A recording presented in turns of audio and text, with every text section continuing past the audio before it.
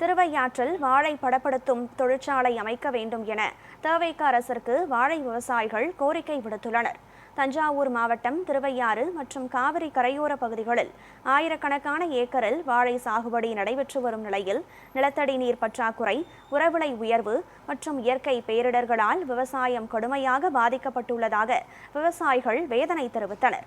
இதனால் உரத்திற்கு மானியம் வழங்குதல், திருவையாற்றில் வாழை பதப்படுத்தும் தொழிற்சாலை அமைத்தல், பள்ளி சத்துணவு திட்டத்தில் வாழைப்பழம் சேர்த்தல் மற்றும் ஏற்றுமதி வசதிகளை ஏற்படுத்த வேண்டும் என புதிய அரசிற்கு விவசாயிகள் கோரிக்கை விடுத்துள்ளனர்.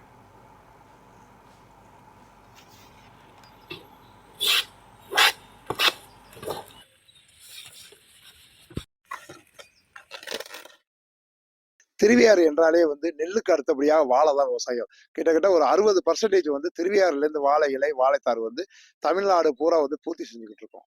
எங்களுடைய வாழை இலை சில நேரங்களில் விற்பனை ஆகுது, சில நேரம் ஏக்கருக்கு 1,50,000 ரூபாய்க்கு மேல நாங்க செலவு பண்ணிட்டு இருக்கோம். ஆனா சில நேரங்கள்ல 10 ரூபா கிடைக்குது, சில நேரங்கள் நிறைய இழப்பை நாங்க சந்திச்சுட்டு இருக்கோம். அதனாலதான் எங்களுடைய வாழை விவசாயத்தை திருவையாறு பகுதியில் ஒரு தொழிற்சாலை ஒன்று ஏற்படுத்தி கொடுத்து வெளிநாடு, வெளி மாநிலம் அது போல ஏற்றுமதி செஞ்சா நல்லா இருக்கும். அதே போல எங்களுடைய வாழைத்தார்கள் தினசரி சத்துணவுல வாழை ஒரு 11 மணி போல ஒரு குழந்தைகளுக்கு ஒரு பழம் மேனி கொடுத்தாவே எங்களுடைய வாழை விவசாயம் நல்லா இருக்கும்.